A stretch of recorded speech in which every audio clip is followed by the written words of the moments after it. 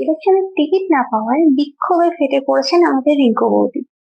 এক হাত নিলেন অধিকারী পরিবার এবং আরো অনেককে।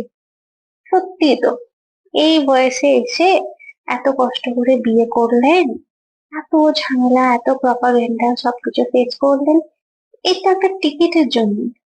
শুধুমাত্র বিজেপিকে দেখুন, একটা টিকিটও দিল না। এই দলই হচ্ছে বিজেপি। এরা কিন্তু বাইরে থেকে লোক নিয়ে এসে টিকিট দেবে, কিন্তু বাংলার জন্য যারা, বাংলা বিজেপিকে এগিয়ে নিয়ে যাওয়ার জন্য যারা এত খাটলো, বেচারি সেই রিঙ্কু বৌদিদিকেই পাত্তা দেবেন। দেখুন বৌদি কি বলছেন। আর ফিউচারে আর এক্সপেক্ট করছি না কিছু, হয়ে গেছে। শখ, আবদার, ইচ্ছে, চেষ্টা যদি লজিক হয় সবার জন্যই সমানভাবে অ্যাপ্লিকেবল হবে।